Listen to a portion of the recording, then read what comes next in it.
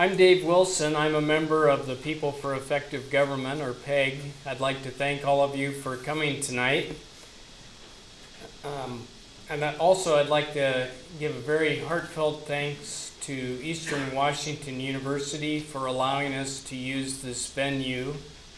This event is also co-sponsored tonight by the EWU Institute for Public Policy and Economic Analysis.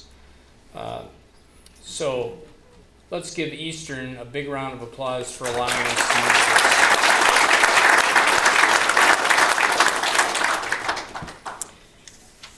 this. Before introducing our speaker, I'd like to take a minute and give PEG a plug.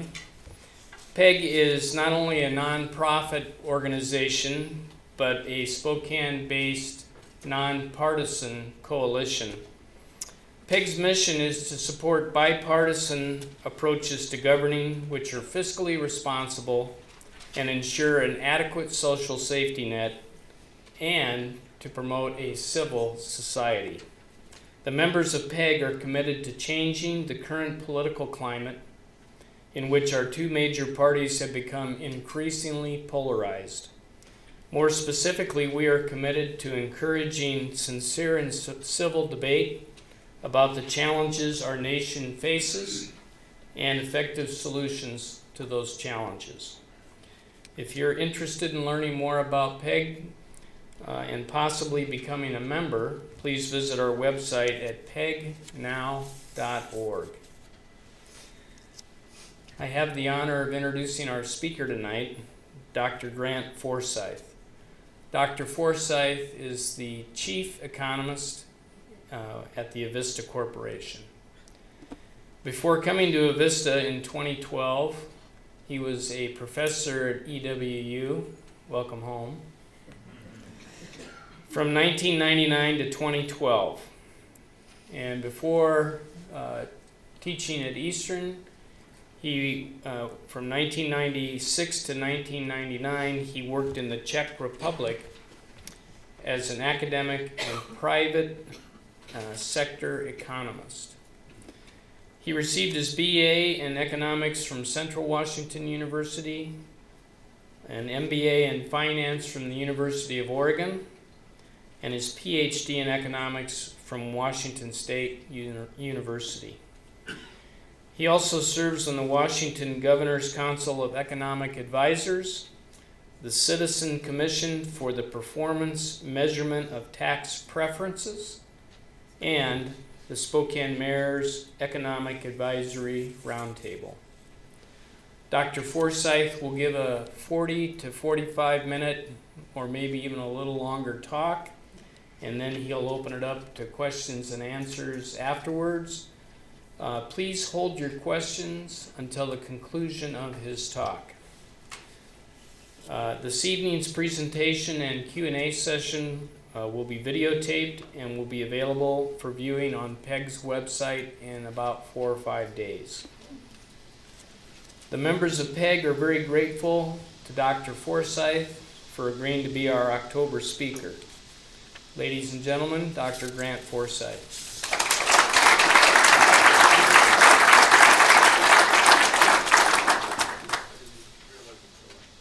Well, thank you, everybody. The last time I was at Eastern this late at night was just before I left for Avista, teaching very exhausted adult MBA students managerial economics, and you could be thankful that's not what this is about.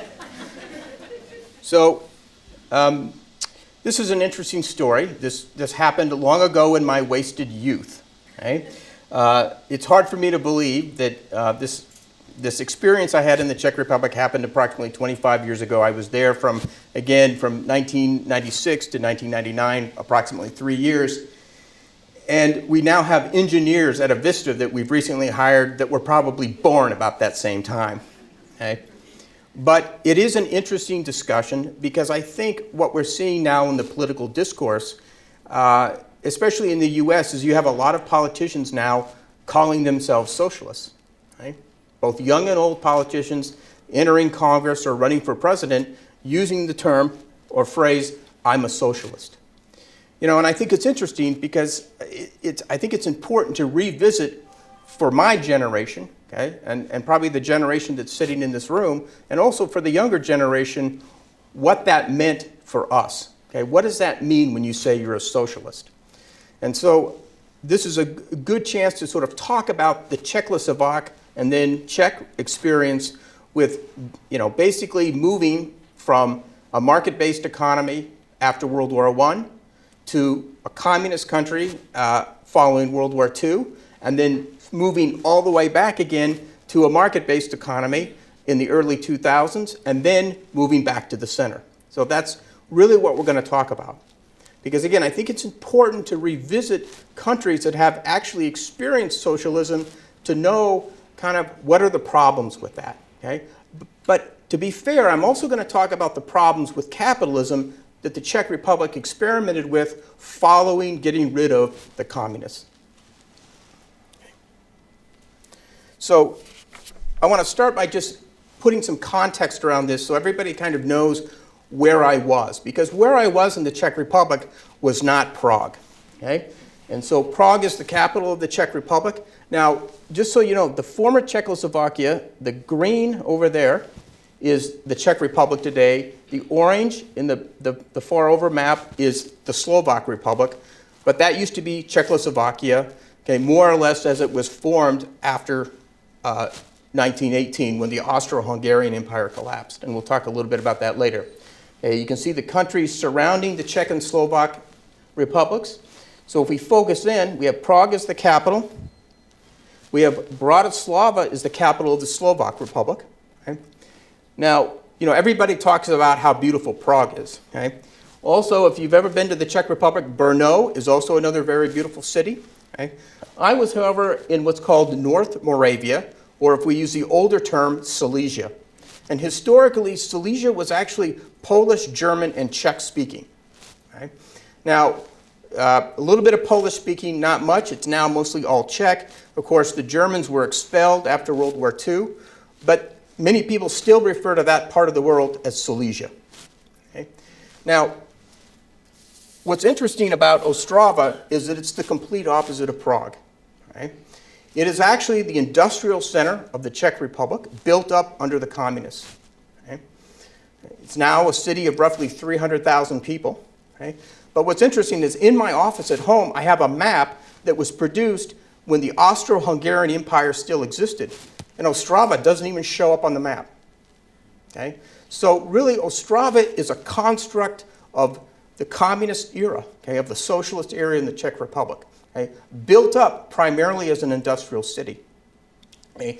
And as a result, the transformation of the Czech Republic from a kind of extreme socialist state to a more market-based economy was completely different looking in Ostrava than it was in Prague.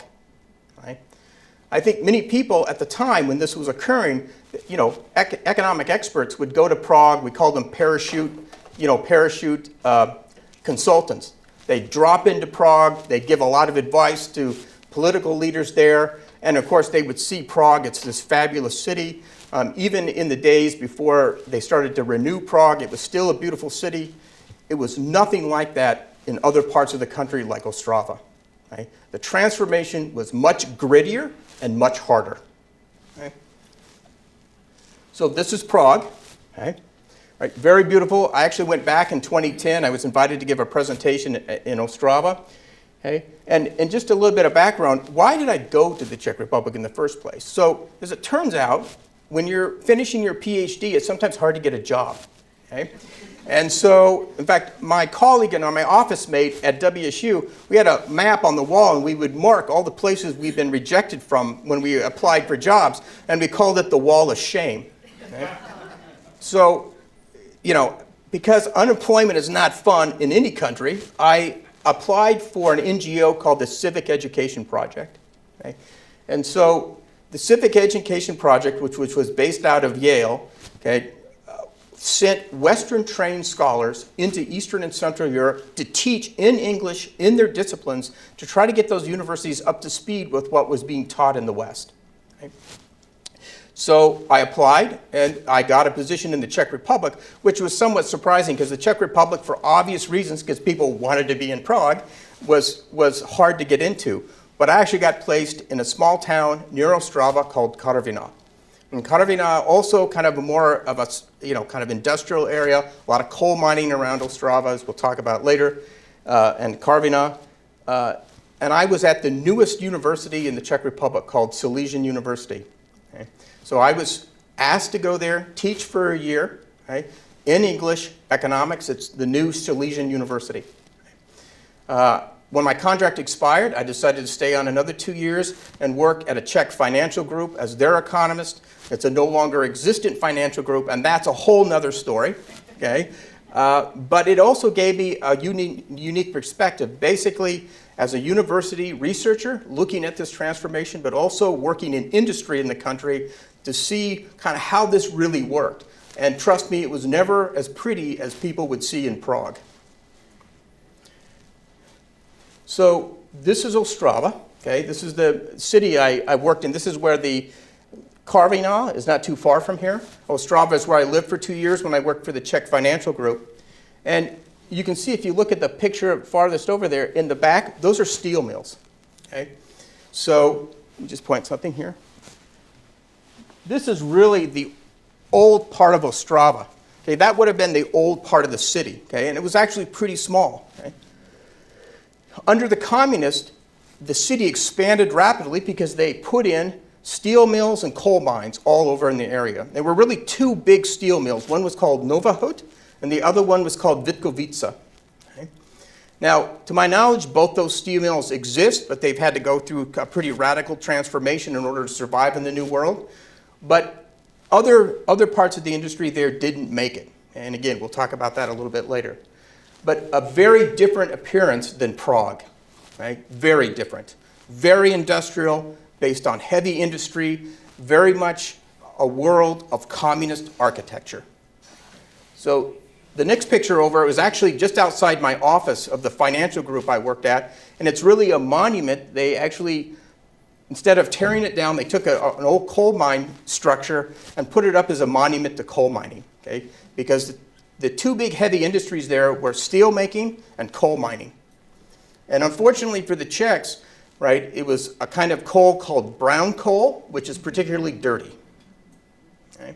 Which again, we'll talk a little bit later. But again, this is where I was, okay? Not Prague, very different, and it definitely made the transition from kind of a communist to a more private kind of economy, more market-based economy, look a lot rougher than what you would have observed if you had only lived in Prague.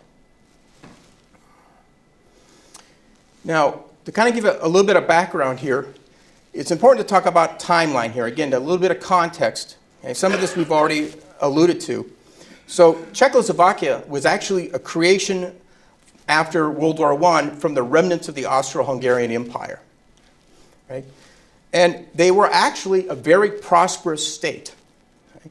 They were relatively democratic, relatively advanced. Okay? They did not have the problems with hyperinflation the same way Germany did in those interwar years between World War I and World War II. Okay? They were very westward looking. Okay? They had very good relations with the big Western countries, including the United States. Okay? And then, of course, that all fell apart with the German occupation in 1938 when they were basically annexed by Nazi Germany. Okay? Following the war, okay, the Russians came in. They liberated that part of Europe, okay? And really within a few years of that liberation, right, even though the Czechoslovakia was trying to move back to where they were prior to the annexation of Nazi Germany, really what you had in 1948 was a full communist takeover backed by the Soviets. Okay? So any allusion to kind of a democratic system was done away with, and you had basically single-party rule from 1948 to really 1989.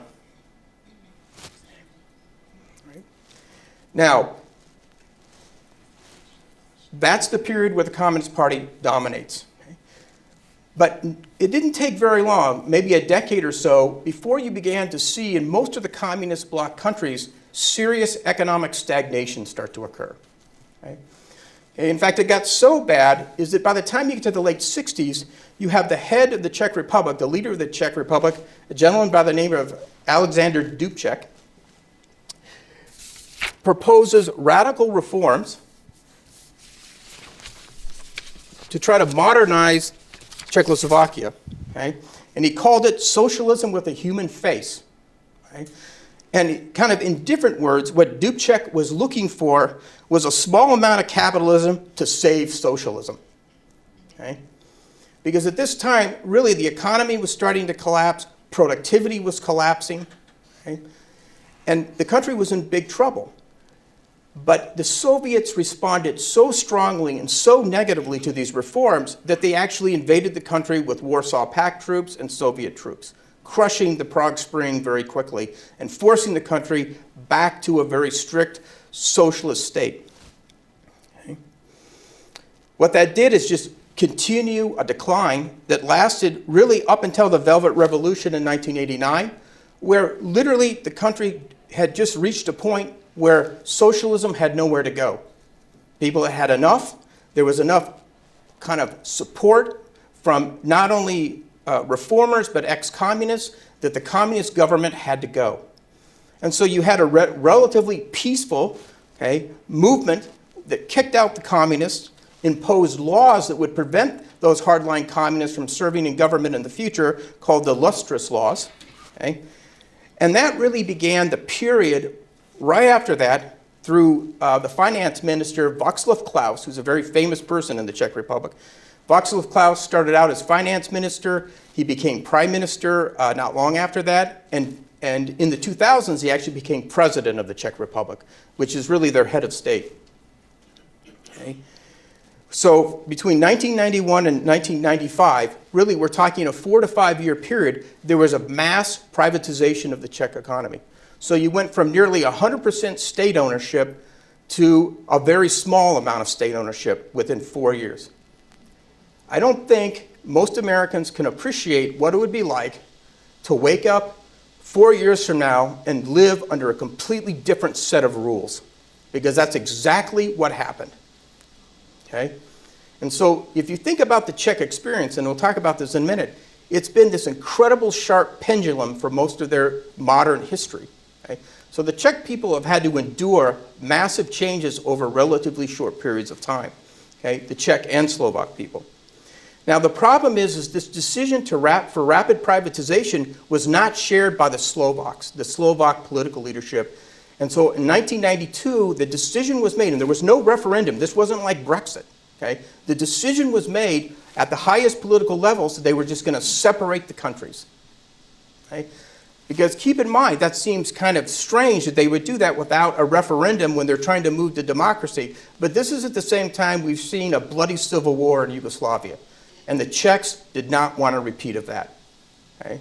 The Czechs really were very cognizant of not only their own history, but of what was happening in Yugoslavia, and a political decision was made to simply separate. Okay? In part because, again, the Slovaks were not interested in that kind of rapid privatization. The person that would become prime minister of the Slovakia, Vladimir Mečiar, he was more interested in a go-slow approach, which unfortunately, because of corruption, turned into the Vladimir Mečiar Friends and Family program of privatization. Okay? Now, that doesn't let the Czechs off the hook because they had their own set of problems that emerged out of this rapid privatization, which we'll talk about a little bit later. Okay? Following the breakup, they continued the privatization. Other big changes, they joined NATO in 1999 because the truth is the Czechs and Slovaks are very nervous about the Russians. Okay? Most former Warsaw Bloc countries, if you want to know the truth, do not trust them. Okay? And have not trusted them since they got rid of them. Okay? The other big thing, which in fact inside the Czech Republic was fairly controversial, was actually joining the EU in 2004. Now, it had majority support, okay? But the problem is you have to think about this, it's kind of an interesting problem. You just got rid of the Warsaw Pact, you just got rid of the communists, you got rid of the Russians, right? One big organization, and now you're going to join another one, right? And so the Czechs, you'd be surprised. They said, yeah, okay, we're going to do this. But there were, in fact, a lot of reservations about it. And in fact, Václav Klaus at that time was really kind of opposed to it because he just saw it replacing it, one big bureaucratic organization with another. But the Czech people decided it was the way to go because they would be part of that single market, which was important to them. They realized they couldn't be excluded from it. And it also, again, continued to guarantee their security from a Russia that they didn't really trust. Okay. Unfortunately, though, now what we see in the Czech Republic, like we see in a lot of this world, is the new populism. Very anti-immigrant, very inward-looking. Okay? And maybe if we have a little bit of time, we'll talk about that. The current prime minister of the Czech Republic is Andrej Babiš. He's a billionaire. Sound familiar? Okay. And the current president of the Czech Republic is a gentleman named Miloš Zeman, who actually became prime minister when I was there, who also started out as a social democrat and has now kind of gone kind of nationalistic and populist himself. So kind of in the modern era, you kind of see the Czechs following other parts of Europe and the United States and being anti-immigrant, nationalist, and much more inward-looking. Okay. So just real quick, so that's a memorial to the Soviet liberation in Ostrava. Okay. And again, liberation kind of depends on your point of view, but in fact, at the time the Soviets took over the Czech Republic, there was in fact a fairly large and vibrant communist party in the Czech Republic. So they did have a base to work with for that 1948 takeover of politics in the Czech Republic, okay, or the current Czech Republic. Right? This is a kind of a typical street. This is in Karviná. It's a typical street with small shops lining a small street going to the center, town center. You have to remember, in 1948, all of this would have been turned into state property. Okay?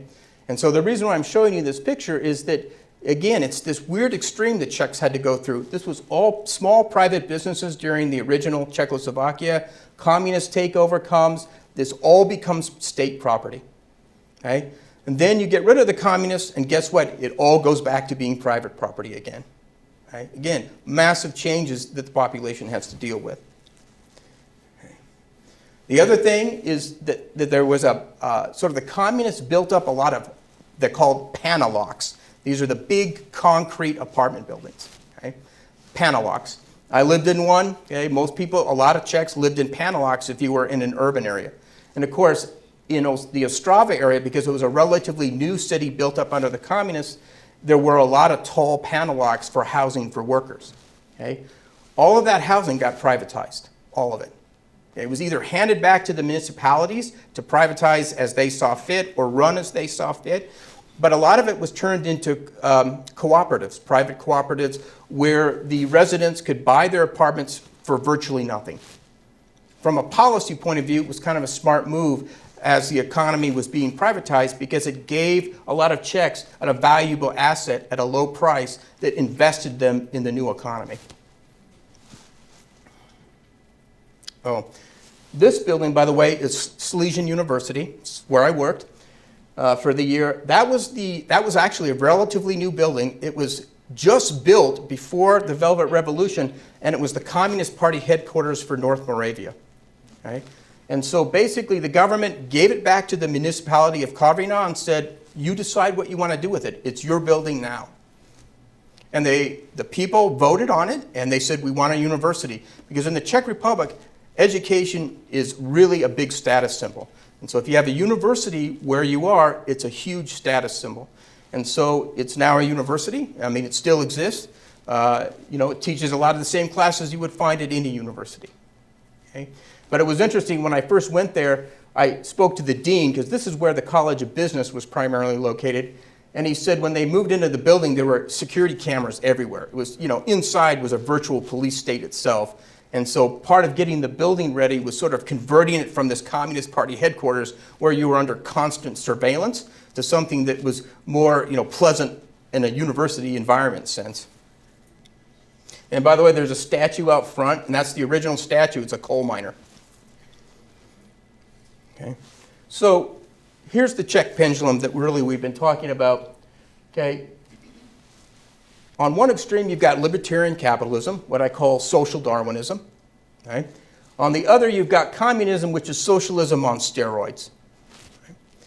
So, and in the middle, you have the reality of most countries today, which is a mixed economy. Okay. So it's kind of interesting when you listen to American dialogue right now, the American political dialogue, and I'll talk about this again at the end, is that we tend to talk in extremes. You accuse people of being a socialist or a communist. They call themselves a socialist or communist. Other people say, I'm a capitalist, or they're accused of being a capitalist. But the reality for most countries in the world is that central point. That's where America is, it's where France is, it's where Sweden is.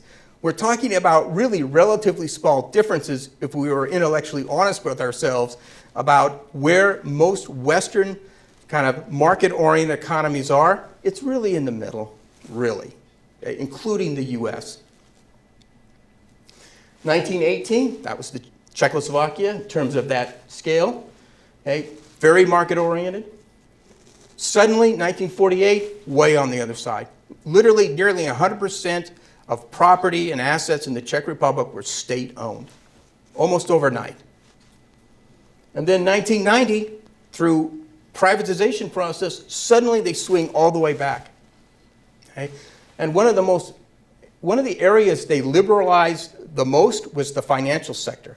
So when I was there, the financial sector was almost laissez-faire, and it was terrifying. Okay? My experience from the Czech Republic is you want a financial sectors play an important role, but you probably want them regulated. Okay? Probably want them regulated. Okay? In other words, you want to be somewhere towards the center. Okay? So let's talk now a little more directly about, 2004, so by the time they get to the EU, they've really moved their economy back to the center again. Okay? Now, what's interesting, in 1990, there were elements of socialism, if you want to call it that way, that they never got rid of. So the Czech Republic has a national health care system. Never got rid of that. Because that was pretty much popular with everybody. I think that would have been politically acceptable to try to completely privatize the healthcare sector. Now, they allowed doctors and stuff to have their own private practices, but there was definitely a national healthcare network. They didn't privatize the universities. The universities were still largely run by the states or the areas that the universities served. Okay? But in terms of industry, in terms of the financial sector, they moved pretty far to the right in 1990, but since have moved back. Again, now they're in a space where most countries, in fact, actually are in the Western world. So let's talk about the period of stagnation. Okay? So this is the period, really from the 60s up to 1989. So as we get into the 2020 election, what does I'm a socialist really mean? Right? So I want to talk a little bit about some of the problems the Czech has had and why it led to economic stagnation, and why, from somebody of my generation and experience, you have to be a little bit careful telling me you're a socialist. Okay? Because if I was to be totally honest with you, there are a lot, the experiment with mass socialism as a complete system was largely a failed experiment. Doesn't mean that all elements of it, but as a complete system, really kind of didn't work out very well. Okay? And so what happens when we pretend to work and they pretend to pay us is the norm. Okay? Now, it's pretty funny. I mean, this all through the communist bloc, this was kind of a common statement about the situation. And incidentally, this is true, okay? I mean, I had a colleague of mine, a Czech colleague of mine, tell me that, her parents, they, like many Czechs, would start to go to work earlier and earlier in the morning, like 5 a.m. or 6 a.m. They would go to work so they could quit at 1 or 2 and go home and start their real life, right? Absolutely true, right? Because, I mean, the goal was to have everybody employed, right? Maximum employment. Well, the problem is that a lot of those jobs weren't very appetizing. There really sometimes wasn't very much to do, okay? It was a really inefficient way to allocate labor, guaranteeing everybody had a job. Because as it turns out, a lot of the Czech industry, a lot of the Czech administration had too many people doing a whole bunch of nothing. And so guess what? Productivity starts to decline. And what we know in economic theory and what we know by empirical evidence is that if you want a long-term growth and you want a long-term rising standard of living, you need productivity to be rising over time, If it's not rising over time, you're going to run into problems with your standard of living. Okay? I have to check my notes here. There was one other thing I wanted to say about that. The other interesting thing about this is that the phone company in the Czech Republic was famous in the communist days for low productivity. So it could take, if you wanted a landline, it could take anywhere from 3 to 5 years to get your landline. So again, but if you multiply that across ministries of government, if you multiply that across industry, guess what? Your productivity is going to die. Okay? And that's exactly what happened. And without productivity growth, you don't have a rising standard of living. Now, somewhat related to that is the second point. What happens to the natural environment when you constantly strive for maximum output and employment? Okay? So one of the goals, again, of kind of the extreme socialist system is to guarantee everybody has a job and to maximize output, Right? Certainly this was the case in the Soviet Union.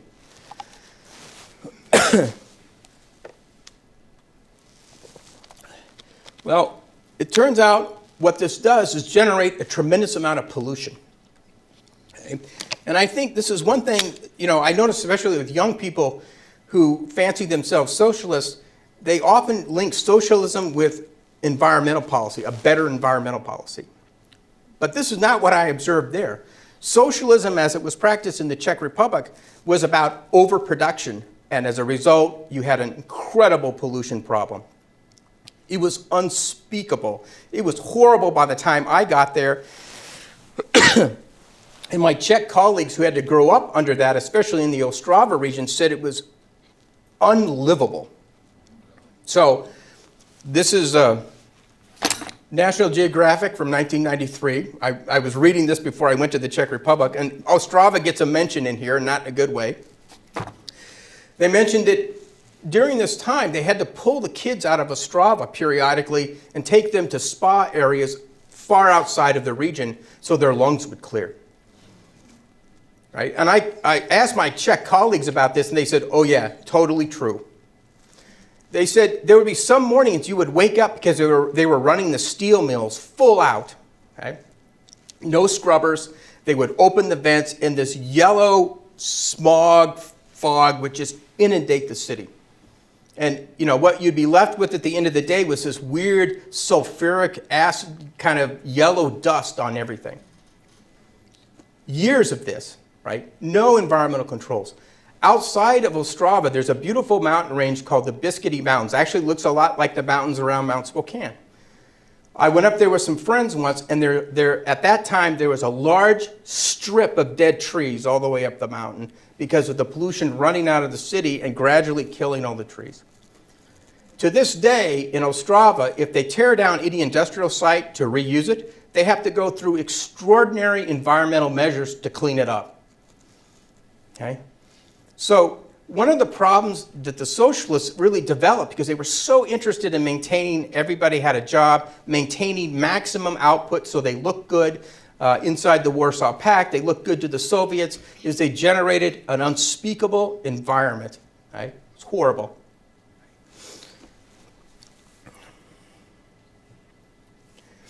What happens when there's no such thing as private property? Okay, one of the first things I noticed when I went to the Czech Republic, and again, this was 1996, was the horrible condition of virtually all of the buildings that had been privatized. Public buildings, private buildings, individual houses. Okay? Because when there's no private property, what's your incentive? And so what you had in the Czech system, okay, the Czechoslovak system, was on a mass scale the tragedy of the commons. Because there was no private ownership, nobody had any incentive to really keep up with buildings, maintenance, infrastructure. And so one of the great problems was infrastructure was simply crumbling by the time you got to the Velvet Revolution. Again, crumbling infrastructure means falling productivity, means falling standard of living. Okay? Okay? What happens when you need increasingly tight social control to maintain economic equality? So one of the big arguments in favor of socialism is that it can deal with economic inequality. Of course, the old joke about that in the old Soviet world was, yeah, we're equal, but now we're equally poor. Okay? Well, the problem is in order to maintain that equality, if that's your goal, is that all of these, whether it was the Soviet Union or Eastern Europe, you had to have an increasingly tight amount of social control, which means you get a police state. Okay? And actually, a lot of people don't know this, but the former Czechoslovakia had possibly the strictest police state, maybe about as bad as the Soviet Union. Okay? Right? It was incredibly tightly controlled. The secret police were everywhere. They were always pressuring people to spy on their neighbors. It was a very rough system. In fact, there was a book that was written in the early 90s. It actually won a Pulitzer Prize and a National Book Award. It's called The Haunted Land, Facing Europe's Ghost After Communism by Tina Rosenberg. And one of the things she points out is the Czechs were pretty famous, in Central Europe for having possibly one of the most rigid, unbending, horrible police states imaginable. Okay? And again, that evolves over time because you're trying to maintain this kind of socialist ideal, but what you get out of it is a police state. Okay? Now this last one is maybe a little bit funny. It's what happens when the masses have no toilet paper and the same furniture. Okay? So one of the other problems they began to run into was, just providing basic necessities to the population. Central planning started to have some real issues. And so one of my Czech friends told me about the time the main toilet paper making company burned down. Okay? And there was a major toilet paper crisis. Okay? And so they were trying to scour the Warsaw Block. They're trying to, to find toilet paper wherever they could because they had really a single producer of toilet paper based on central planning, and that was it. And when it ran into problems, guess what? No toilet paper.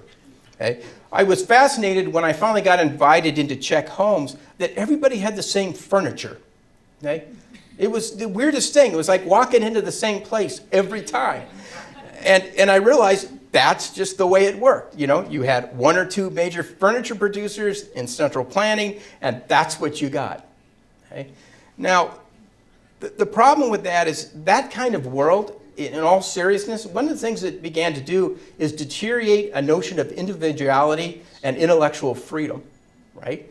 Because everybody just becomes kind of the same, and it's really, I think for a lot of Czechs after a while, it really wasn't very interesting. And so, just briefly, this is a quote. It really kind of summarizes what happened to the Czechs and Czechoslovakia. And one of the authors is a guy named Jan Švejnar, who's a very famous Czech economist and sociologist. And basically just says, during the pre-World War II period, Czechoslovakia was a successful open economy with about 30% foreign capital ownership and well-developed human capital. Its industries were technologically advanced, which is true. Czechs were well known for cars, weapons. Might not be a good thing, but the truth is they were known for it. Films. A lot of people don't know the Czechs were very famous for their film industry, which actually survived the communist era, right? Its industries were technologically advanced. Its products were renowned worldwide for their workmanship. By 1990, Czechoslovak gross national product per capita was reported by the World Bank at $3,300, thus being in line with Venezuela and Yugoslavia, but amounting to only about 25% of that of Austria. When the Czechs, just before World War II, okay, Czech per capita GNP was almost the same as Austria. They had virtually the same standard of living, right? And because of communist policies, because of declining productivity over time that they could never arrest, the country just declined and declined, as all of Central and Eastern Europe was doing at the same time. So we have this period of rapid privatization. Okay? Now, this is,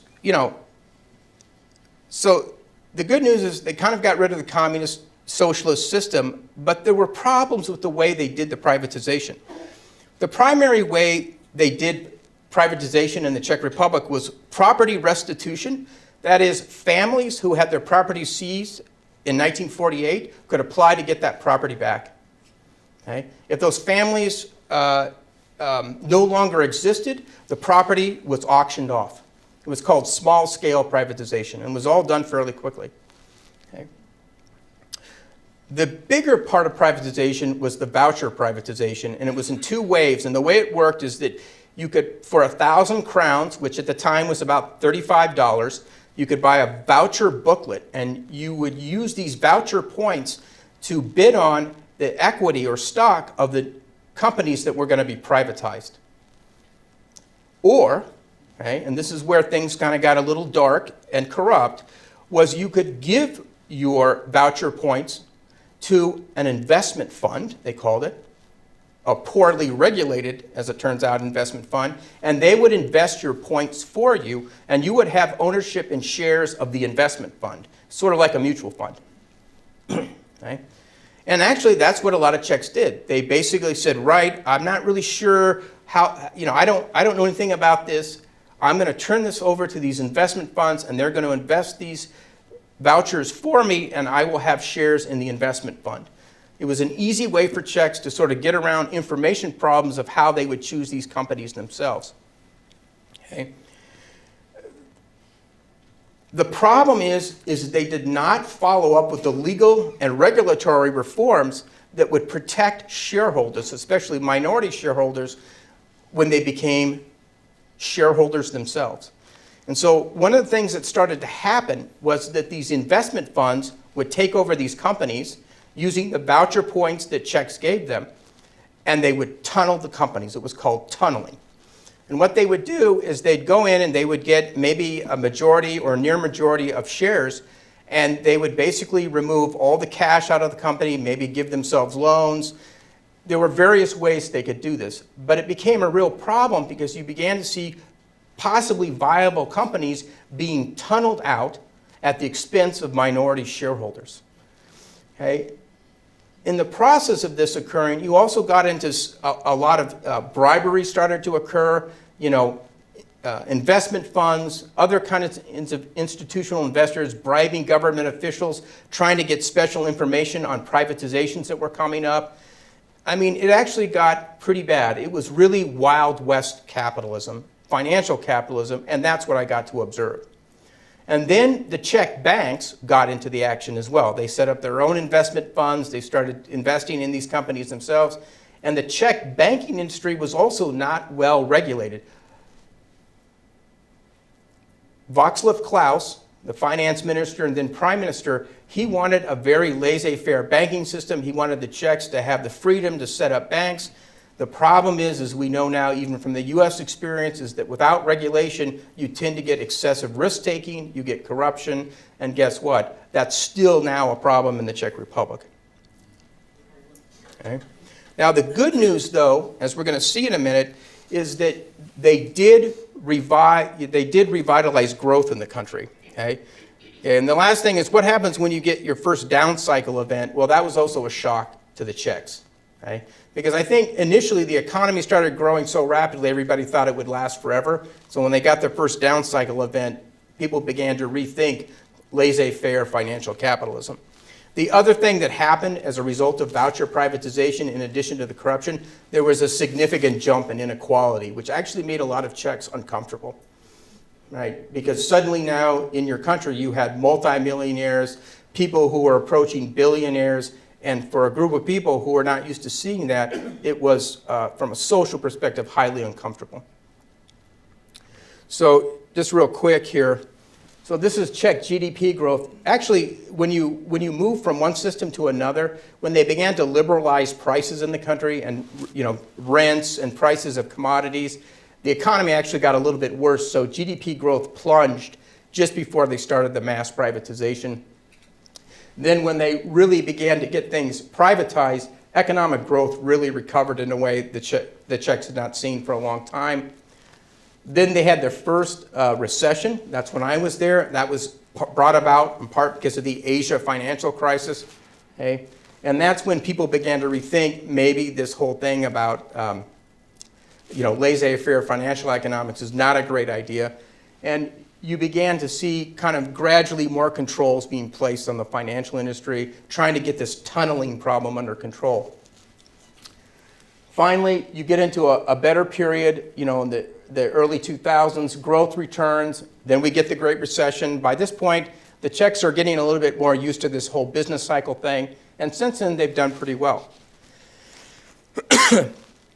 But the point is that this growth could have never have occurred if they had stuck with the old system. It was never going to happen. The downside is the corruption that they're still dealing with, okay? And the inequality. So let me do this. So this is the OECD, Organization for Economic and Cooperation. So it's by country, and so the Gini, this is Slovakia, this is the Czech Republic, this is the US. The way the Gini coefficient works, it's a measure of income inequality. If you have a Gini coefficient of 1, it means you basically have one household that owns everything. Okay? If you have a Gini coefficient close to 0, it means all households basically have the same thing. Okay? Now, you'll notice the Slovaks and the Czechs are actually pretty low, but that's a big jump from where they were. Okay? So probably they were around like 0.1 or lower under the old regime. So generally speaking, anything above 0.3 is considered fairly unequal by the measure of the Gini coefficient. Okay? So the good news is, even though inequality jumped a lot, even with these market reforms, they still remain relatively low, which I think is it's a testament to leaving some of the programs from the socialist era in place, like national health care and so forth. National pension, that kind of thing. So much lower than the US. If you're curious, this is South Africa. So, yeah, let me read off the top ones there. So the ones above the US, it's Turkey, Chile, Costa Rica, and South Africa. That's actually unbelievable and explains why South Africa has so many problems. Because that's where you get into political problems. Now, the good news, though, is that even though privatization was pretty hard on people, you had problems with corruption, you had problems with tunneling, one of the things it did is it forced a lot of inefficient firms out. Okay? This is greenhouse gas emissions, percent change from 1990. And that yellow area is that period of rapid privatization. So one of the things that the markets did for the Czechs that the socialists couldn't was it greatly reduced pollution in the country. Okay?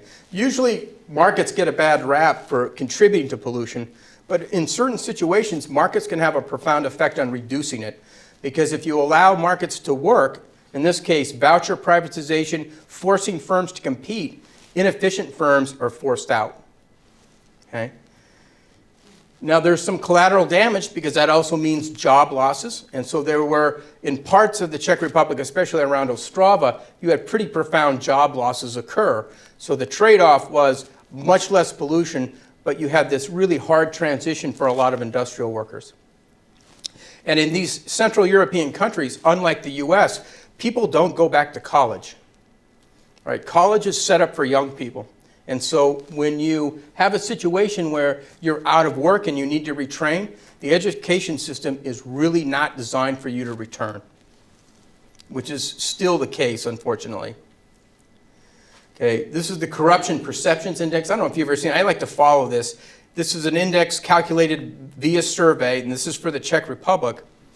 And notice what happens here. Let me just say, for countries that are relatively not corrupt, the index, so if you have an index of 100, you're completely uncorrupt. You're pure as heart. Okay? So if you're, for the United States, for the Nordic countries, that index is typically over 70. Okay?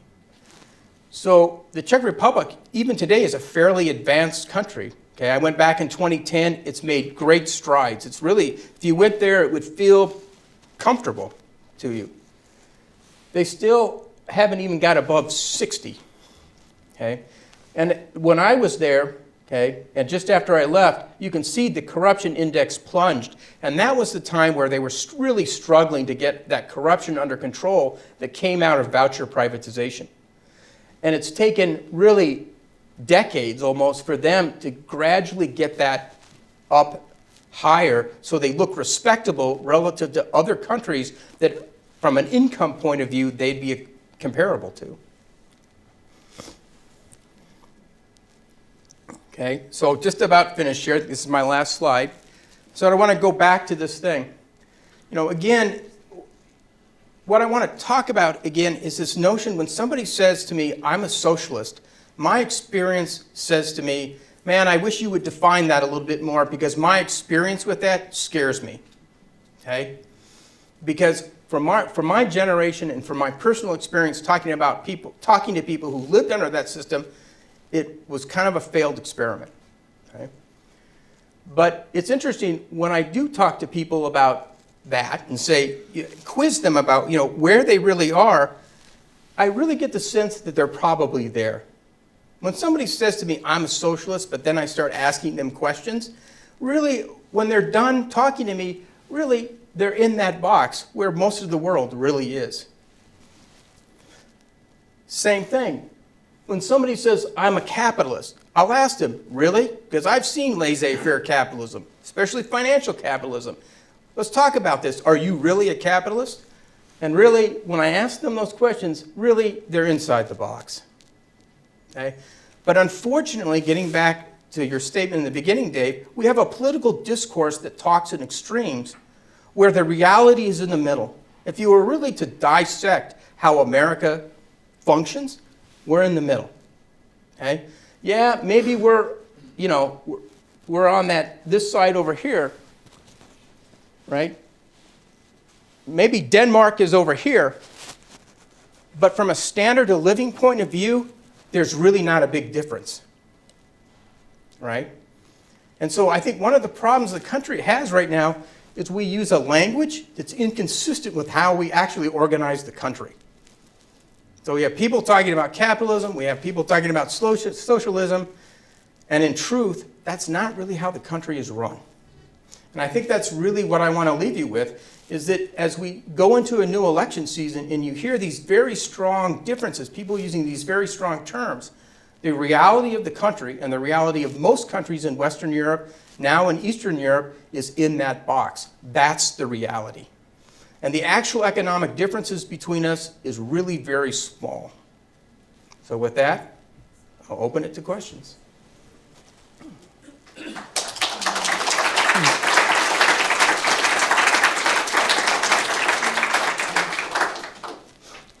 Thank you, Dr. Forsyth. That was great. So we're going to take questions now. We're going to alternate between this style and that aisle. I'll go back and forth with the microphone. And if you want to ask a question, if you would, come down to about this level.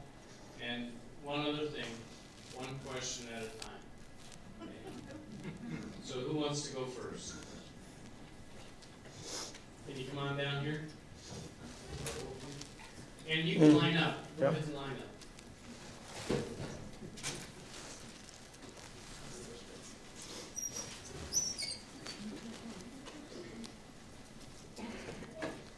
So the big question is, how do you define the box? Say that again? How do you define the box? Well, I think for me, so let's take the United States, for example. Okay? The box to me represents countries that have some form of national health care. Now, if we were honest with ourselves about the United States, even before the Affordable Care Act, we were pretty close, right? Because you had government employment, you had Medicare, you've got veterans benefits. If you patch everything together, including the emergency room and emergency services, we just happen to have a highly expensive and inefficient national health care. Okay? So in the box, you have some form, either part or in full, of national health care. You have a national pension system, which I call Social Security. Okay? Okay? You have a public school system. Okay? You can go down the list of the different government institutions in the U.S. that you would not actually probably observe if you lived in a real libertarian capitalist system. Right? If you go to most countries in the world, you go to Denmark, you can go to France, we point to them and act like they're so much different than us, but they're not. Okay? They've got public school systems, they've got some form of national health care, they've got some form of national pensions, they have some form of something similar to Medicaid, okay? Or Medicare. My observation, sort of traveling around the world, is that if you look at those types of programs, which would be absent from a true libertarian capitalist perspective, virtually all countries in the West have those, right? Somehow we pretend in America that we're somehow a lot more market-oriented than these other countries, how we handle that. I'm not sure that's true. I think in some cases the Europeans handle some things much more efficiently and much more market-oriented than we do, right? But, it just sort of depends on where you are in that box. But again, healthcare, education, okay, pensions, these kinds of things. The minute you move to some sort of public option in those, you're moving towards that box. Does that answer your question? Over here. Anybody? Well, I noticed you haven't talked much about government itself, as opposed to the economy. And one term I heard for communism is that it was actually state capitalism.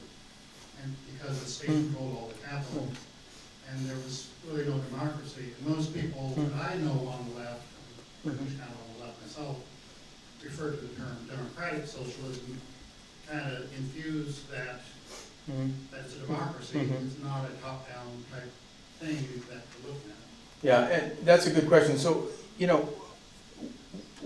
when the Czech communists after World War II first really gained the upper hand, I think most people who were members of the Communist Party, citizens they still expected to have some democratic voting rights to exist in the country, right? And I think they were probably disappointed based on the histories that I've read that didn't occur. But even with the term democratic socialism, I still have not heard a single definition of what that is. Even in my own mind, I'm not really sure how that gets structured. Because if you're going to throw the term socialism in there, you have to answer to me, how much market are you going to have in your economy? How much market are you going to allow? Are you going to have nationalize only the big firms and allow small firms to exist? Or will you have complete nationalization with some sort of democratic system? Which is it? And that's the one thing I don't know, is that there's a definition of terms that seems to be missing from my perspective. I have so many questions to ask. I don't really know how to pick the one, but I'll start with, I'll do that. I'll start with how you used interchangeably socialist and communist. Right. And as a social studies high school teacher, I know how we present those differences to our students. And it was correct to use the term communist when dealing with the Czech Republic and every one of the satellite nations. But that would not be correct to use the term then socialist when you're referring to the Czech Republic, because I kept sitting here thinking about Great Britain, France, Germany, every other socialist country that the largest industries are owned by the government for the benefit of the people. And the one thing that wasn't mentioned in regards to socialism is the tax setup, that the socialist systems have a much more equitable tax system in order to address the very extreme wealth. So I would say in the case of Great Britain and some of the other countries you mentioned, I would not consider them, strictly speaking, socialist. They're a mix. They're a mix, yep. But the Czech Republic, to refer to it as a socialist. Well, it's not anymore. So so a little bit that is trying not to confuse. So when I talk about the Czech Republic as socialist, I was really referring to Czechoslovakia, the whole, what it was prior to the breakup. And so what happened is that, you know, Czechoslovakia was socialist in an extreme form, what we call communism. Now that the Czechs and the Slovaks have gotten rid of the communists, they have moved to the center, right? And I would call them a mixed economy at this point. So I think the confusion is the definition of when I'm talking about the Czech Republic being socialist, I'm talking about in their former marriage with Slovakia as Czechoslovakia.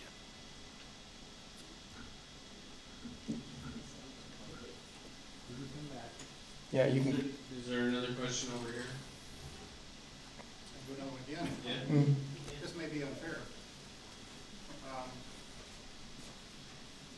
You're with Avista, and I've been actually kind of part of a group that was looking at, and still is, the idea of converting Avista, this would be, of course, a little long shot, into a co-op. And co-ops, electrical co-ops in particular, have been very successful in this country and are actually very popular, even in what we call Trump land, or state areas and stuff. And that's because I assume because they're much more accountable to people that they serve. Yeah, there's local control. Yeah. Do you have any experience in terms of were there co-ops under the socialism that you saw of that nature, or were they all just kind of top-down communist style? Yeah, pretty much. I mean, they did, so that, you know, so when the communists took over Czechoslovakia, so in the case of farming, they either had state farms or cooperatives. Okay? But I think in the way we understand cooperatives, they were not the same thing. I think our cooperatives, like Inland Power and Light, for example, they have a tremendous amount of autonomy in how they run themselves. And I think they tend to look very carefully at things like efficiency and what's the optimal level of employment. Remember, credit unions are cooperatives, right? It's the same thing. And so it's a very different kind of cooperative than I think the cooperatives that existed under the old communist system. And again, you're really those cooperatives, you know, like Numerica as an example, or Inland Power and Light, really, they just can operate with a lot of autonomy, but the way they operate, there's a lot of business thinking about how they operate. And that's a little bit different than the cooperatives, I think, under the old communist system. Thank you, Dan. This is so interesting. I worked in Czechoslovakia and later Czech Republic from 91 until 96. So I was there just within a year after the Velvet Revolution. And I saw the drab Prague, and I visited every city that you showed on your map, and I visited steel mills, and down in Košice, in Slovakia, and I was there during the breakup. I was in Prague during the Saturday night where they actually split at midnight, all very interesting time. And I do remember the toilet paper issue, because I would pack my suitcase with toilet paper when I traveled into the country, and I don't know, I probably traded it for a pack of rope. Brought it back. But talking about a mixed economy, you know, a lot of the classic mixed economies in Europe and other places around the world, I'm thinking of the UK. I spent quite a bit of time working in the UK before Czechoslovakia, and that was a fairly socialist country back then, given the state ownership of the power industry and the steel industry and the airline industry and the car industry and British sugar and British telecom and everything. And that largely got privatized, including the electric utility industry. I wonder, the electric utility industry in Czechoslovakia was was Ches. Yeah. Right? Yep. And a lot of the smaller power stations became privatized. The big central generating stations, when I was there, were still state-owned by Ches. Did those ever get corporatized and privatized? That's a good question, and I'm not sure what happened to that. You know, when I was there, the thing with Ches that took a lot of the news was Temelin, the nuclear power plant that they were building near the Austrian border, which the Austrians hated, right? That was the big thing around Ches when I was there. I will say that a lot of the municipalities who had utilities did privatize those utilities too, heating and so forth. And there was some funky things that went around that too, by foreign companies. You know, the Czechs kind of thought maybe they had pulled one over on foreign investors with their kind of opaque privatization, kind of inside deal kind of thing. But, you know, the British, the Americans, we're not stupid. We played this game too, and it didn't take us long to figure out how to get in there and basically take some of these companies and you know, maybe take them private before the government was ready to do it. There were some mechanisms for doing that. And I mean, I saw some of that in my job as in the finance sector, which again was somewhat terrifying. Yeah, but I'd have to ask some of my Czech colleagues what's happened with Ches in terms of some of those other parts of the company, whether or not they still own that or did they get privatized. Yeah, countries would, you know, the government would own the power industry and the steel industry. You know, Daniel Yergin, I think, called that the commanding heights of the Right. economy. Was held by the state for the benefit of the Well, population. let me just remind everybody in here, we're not pure in this either. We have BPA, right, which probably wouldn't exist in a libertarian capitalist economy. But we also have taken ownership of our auto companies. Don't you remember that? That was just recently. Right, the financial crisis, right? Well, we had preferred shares in them. I mean, yeah. And dividends mailed out at taxpayer expense. Well, I'm not saying it was pretty, but we've experimented with it. I mean, we're not immune to stepping in with private companies and saving them as other countries have done. Yeah, I mean, you know, so again, in a true capitalist economy, you let those guys fail. Be the end of the story. But the political costs in democratic societies can become so high, the government feels compelled to step in. I mean, you don't have to agree with it, but it happens. And America themselves have had some, I mean, you could argue, you know, the share ownership that we had in some of these companies was preferred shares, which doesn't necessarily give us voting rights, but let me assure you, the Treasury was giving them advice about how to run their business. Yeah, so the U.S. economy is clearly mixed. I think those politicians who label themselves socialists, for the most part, think they'd like to just move a little bit farther to the left, not all the way to communism or That's what I think. socialism. So from an economic perspective, is there clear-cut low-hanging fruit that makes economic sense as a way of promoting GDP growth, where a move to a social, to the socialist side, not all the way there, would actually make sense? Yeah, so that's a good question. I anticipated that might come up, and I actually have a good story about that. So I do some policy work, and I was in a meeting once, and these included some very big companies, and if I told you the name of the companies, you would know. But one representative of this company in particular said to me, in this meeting, not to me, but to the participants, and this was a relatively small group of people, he said, you know, our company would consider national health care because, right, our competitors don't have the health care costs that we do. Right? It's a big company. They have not only high costs of their current labor force, but they have a lot of legacy health care costs they're dealing with. And it puts them at a competitive disadvantage. I was really surprised, right? And he indicated that there were probably other large companies that might be willing to have this conversation, right? Because, you know, it could potentially benefit their operations if they could get out from underneath their own healthcare costs if the net cost was lower. And so, again, we get to this issue of, you know, national health care. we assume that all businesses are opposed to this, but my experience sort of talking to people in a policy environment is that's not necessarily the case. But it is so highly charged, it's hard for them to even talk about it openly. Hi, can you name a country that is libertarian capitalism, and can you give us a definition of that and social Darwinism?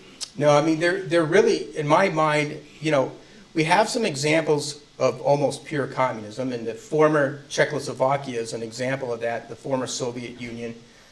In truth, I cannot think of a good example that is really pure libertarian capitalism. It's almost like a theoretical construct, okay? I mean, the example that Milton Friedman used to use was Hong Kong, when it was still controlled by the British. He would call it a capitalist paradise. But in 2004, I had a field study to Hong Kong and Shanghai through the East-West Center out of Hawaii. And one of the things I quickly learned is that Hong Kong is not a capitalist paradise, okay?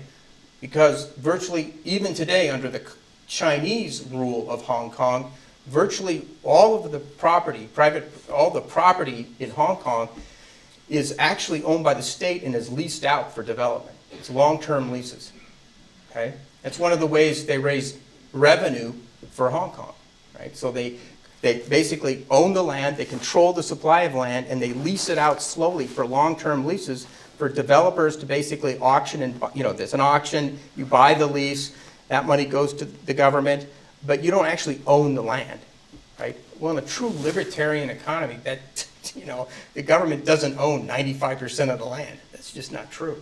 Not only that, is that, you know, there was a point in Hong Kong's development where the housing situation was so dire because of influxes of Chinese from the mainland. This would have been, you know, maybe the 50s and 60s. The British government was compelled to start building public housing because the housing conditions were so horrible.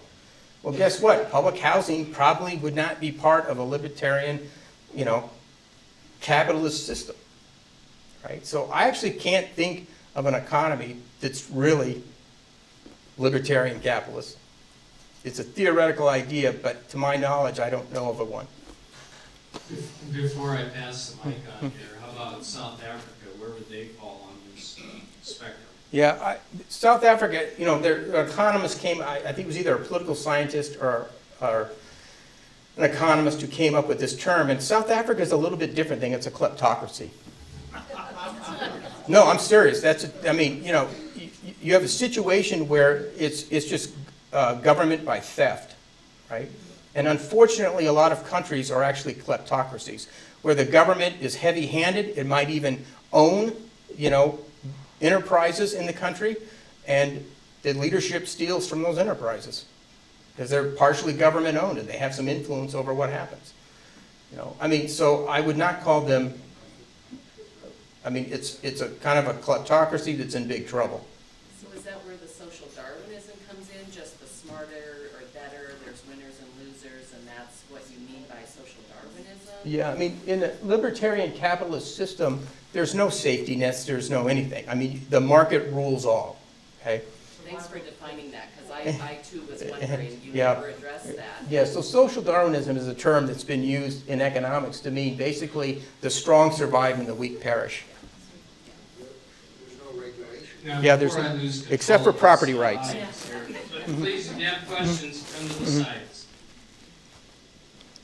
Okay, my question is this. I've lived overseas in a lot of different countries. I've lived in Africa for 17 years. I've been in Argentina, Chile. I've been in Greece, Albania, been in China, in a lot of different countries. And I have never seen the homelessness that we have here in the United States. Believe me, we walked around Chengdu in the middle of China, 3 million people, not a homeless person around. We saw one person begging, that was it. In Greece, the same thing, it's supposed to be the bottom of the EU, one of the poorest EU countries. We walked all around Athens at night. We were out in the villages, areas. And I'm just wondering, how do you explain the homelessness here? And also, a question. In Czechoslovakia, was there homelessness Oh, in yeah. any of these stages? Yeah, and a lot of it, there was homelessness, you had an extreme problem with alcoholism. And that started, you know, as the Czechoslovakia economy began to decline, life became not very pleasant. You won't be surprised that, you know, drinking, which has always been popular there. And so when I was in Ostrava, I saw a fair amount of homelessness. A lot of it was connected, I'm pretty sure, to alcoholism. You know, it's interesting you would say that. I was just reading an article about homelessness because I sometimes, because I'm on the mayor's council in Spokane, this issue comes up. And from what I'm reading, the European cities are actually having a problem with this too. I've been reading some recent articles about homelessness in Europe, and it's actually a growing problem there as well, judging from the articles I've been able to read. And so this seems to be maybe a global phenomenon right now, and it appears to be a problem, in particular in larger cities, that are increasingly expensive to live in.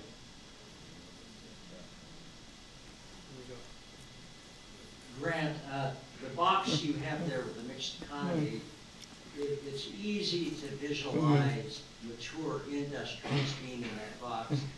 Your industry, the utility industry, is heavily regulated. Yeah. You know, the auto industry has been around a long time, and we can see where government involvement has occurred. The newest industries, though, are the information industries, social media, Facebook, the social information platforms and so forth, which are really at the center of a lot of political issues. Do you have, you know, in terms of what you've given us here, the spectrum from socialism to capitalism, how does it play out in the information industry, and how, you know, where, if you're a socialist, what does that mean with respect to social media platforms? I can assume if you're a capitalist at Zuckerberg, it says, let us do our thing and get our customers. But how does this work out in the future? You know, that's a good question. I never thought about that. You know, but the history of, at least of the U.S. when it comes to industries, you know, if you look at the industries now that are mature, they definitely had their Wild West phase. Okay, it's not unusual for industries when they start out to have a Wild West phase, where they grow rapidly, they have a lot of resources, they begin to demonstrate a lot of political influence, and then gradually what's happened is the public sort of pushes back, and you see them reined in with kind of new rules, new regulations, and so forth. And I actually think that's what we're seeing with social media. I think ultimately what we're going to see over the next decade is these industries become a little bit less Wild West, a little more reined in. What those rules look like, I'm not really sure. But you can definitely see that I think there's now some public concern, just like you had public concern in the past with other industries about how they're operating and how they're behaving. But it is a tough one, and it would be an interesting question to ask people on the different political spectrum, how do you think that issue should be handled? Never heard that debate. You know, I know that Elizabeth Warren is pushing pretty hard on this herself.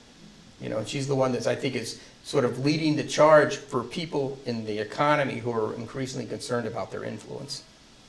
So when you mentioned Senator Warren, then we talk about the issue of taxation. That's an issue we haven't touched on tonight. Could you share a little bit in your experience in the Czech Republic as to how their movement in their economy affected the middle class?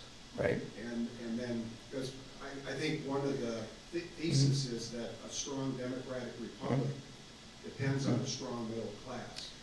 Yeah, that's a good question. So I would say okay, that question is a little bit age dependent as well too. So if you were in the Czech Republic at the time they made the transition from communism to a more market-based economy, if you were relatively young, recently schooled, had more flexibility in where you could live, I think people from that middle class perspective, younger, middle class, better educated Czechs, did relatively well in the transition. And I certainly noticed that with my students from Salesian University. the people who did not very well in that transition were older people towards the end of their career.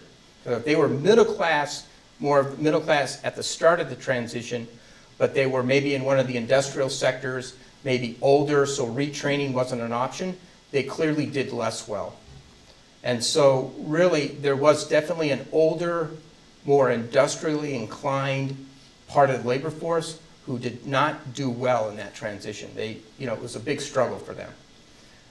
Interestingly enough, though, in the families, so in the families, I got to know the older people definitely didn't fare very well, but their children were clearly set up to do much better than their parents. So I would say it was a combination of age and kind of where you were in your career and skill level at the time the transition occurred. I mean, and you would never observe that in Prague. You would get the sense in Prague that everything, oh my God, there's so many jobs. I mean, look at all these young people coming here to work. If you went to Ostrava, you would definitely see a more bipolar world in terms of who was benefiting and who was losing from that transition.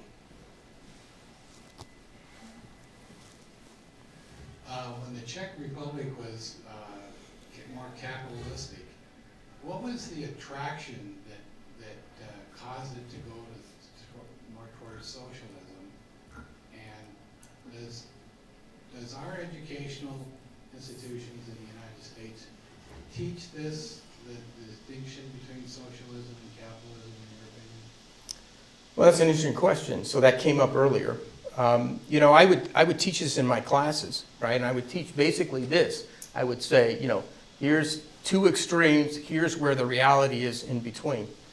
But with regards to the Czechs, I think the decision to sort of move away from Václav Klaus's more libertarian notion of the economy just reflected some disillusionment with the harder side of the transition, including the corruption that came along with it, right?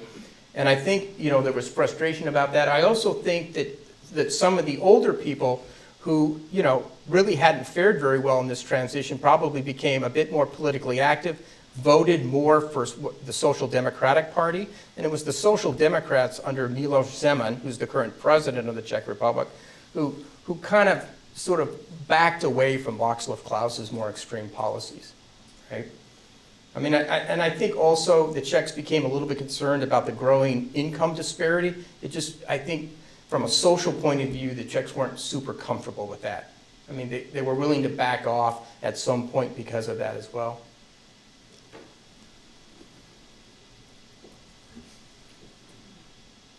Thanks for sharing your thoughts tonight. So I think my question is more around in that box. So I own a corporation. My husband and I own a software company in town. We have about 25 employees. And healthcare has been a difficult challenge for us the whole time.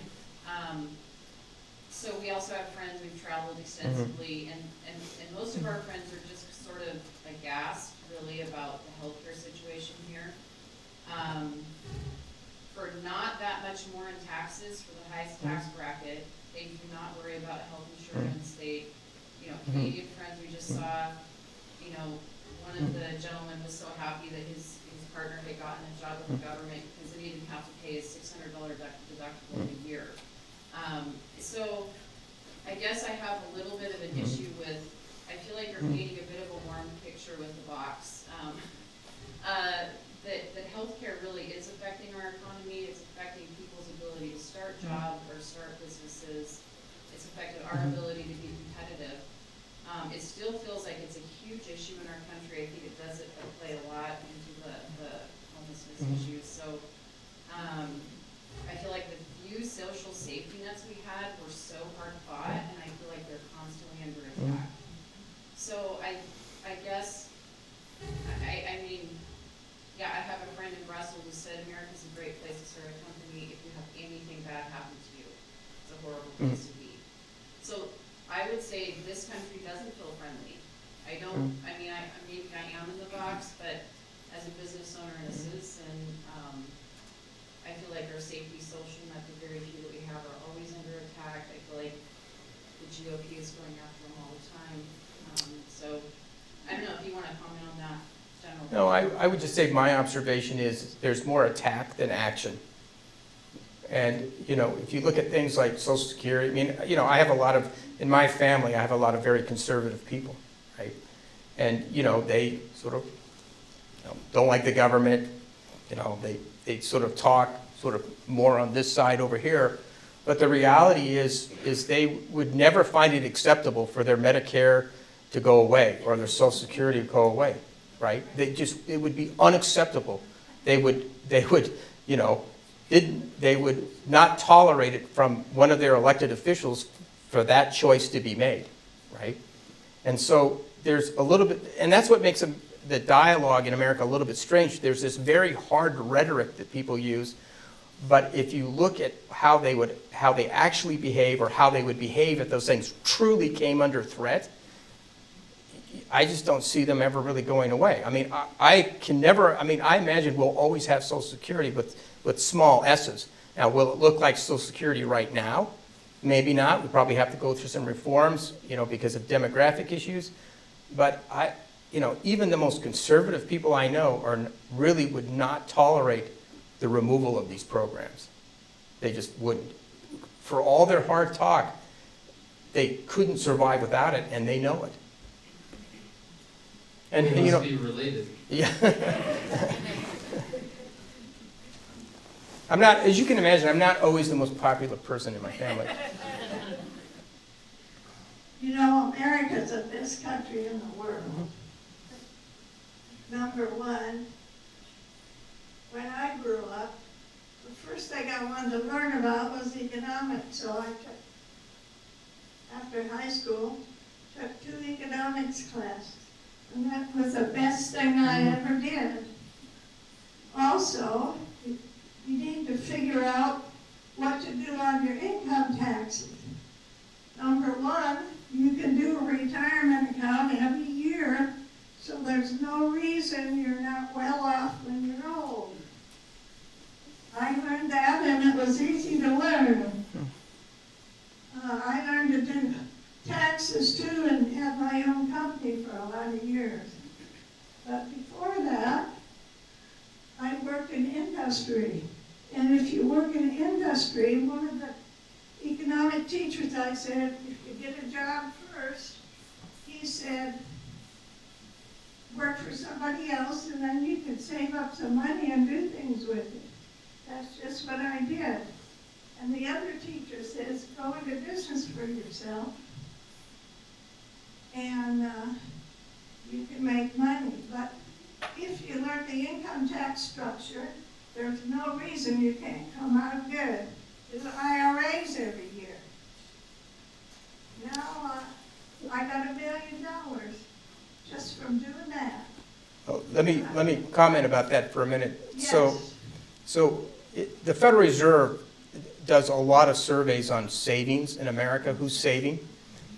And the thing that one of the reasons why Social Security going away is not plausible is because if you look at the distribution of savings, the vast majority of the public does not save very much, right? And so you just quoted $1 million.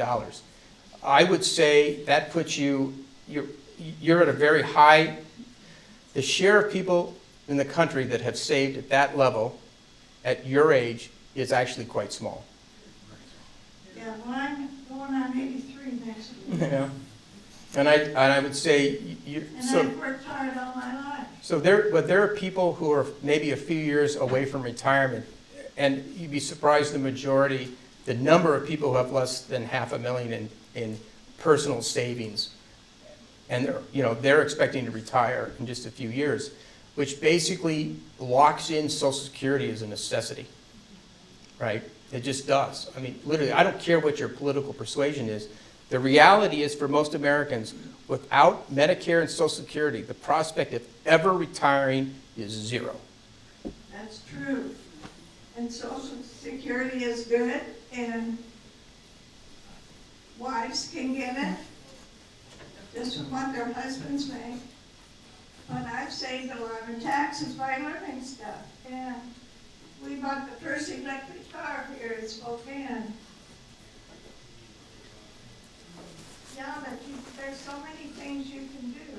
And so we got a big tax deduction of $7,500 Well, to what buy an electric car. well, but if you look at behavioral literacy, I mean, behavioral economics and financial literacy would suggest that if you're gonna really put the onus on people to save, it's pretty clear what the research shows is a lot of people are not very good at it, and we need to figure out a way to educate them early on how you do it.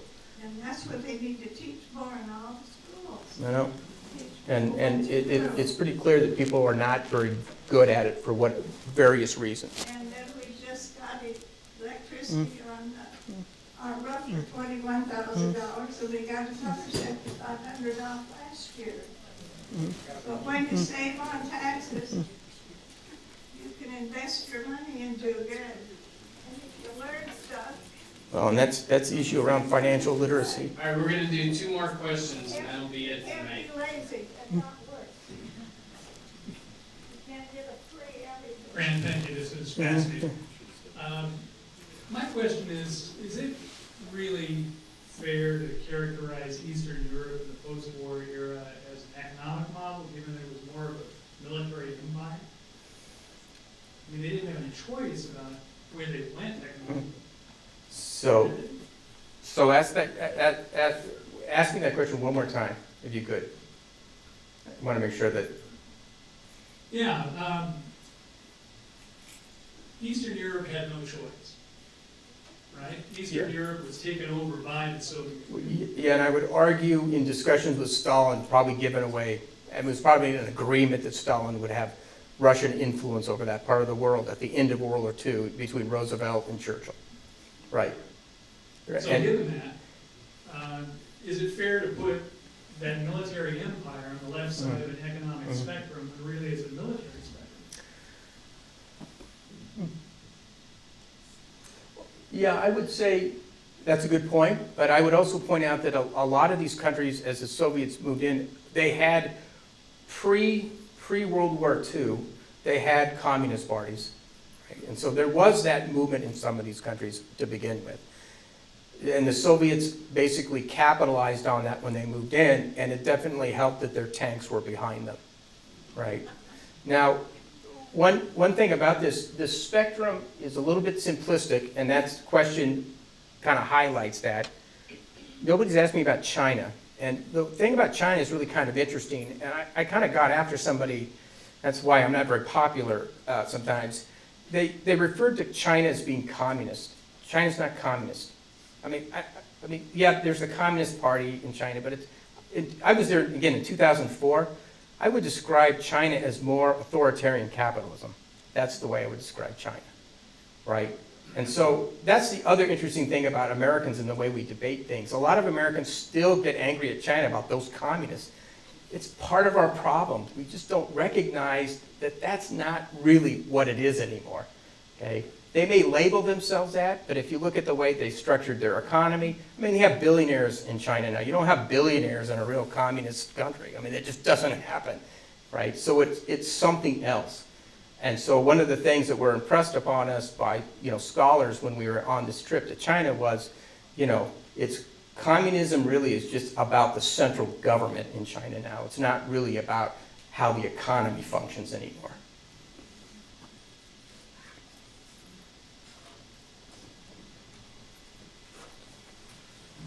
The question I wanted to ask was, the perfect economy, what 5 elements would you list as a in a perfect economy? In the perfect economy, well, this is, that's a good question. Or structure, yeah. Okay, so I think sort of in the modern era with technology advancing rapidly, so that you have a lot of productivity occurring where you don't maybe need as much labor as you used to produce.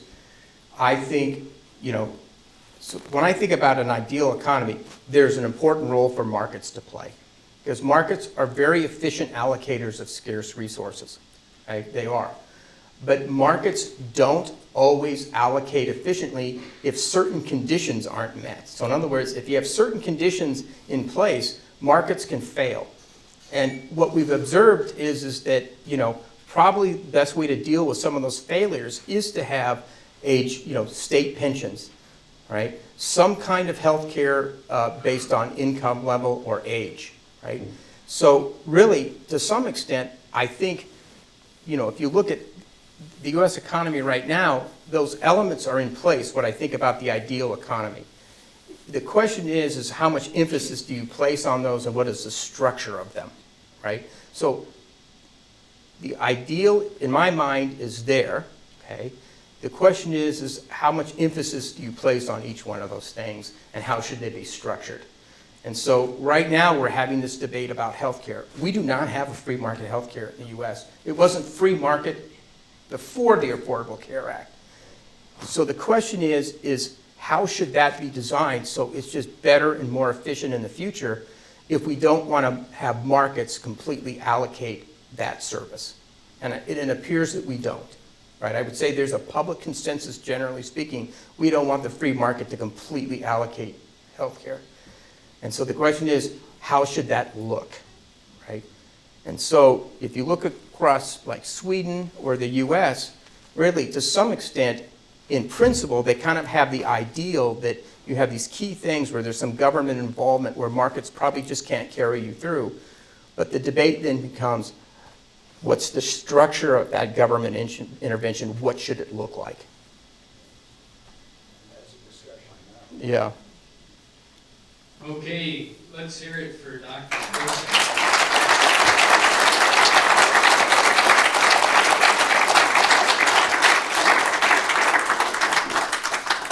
That was a great, fascinating talk. Thank you very much.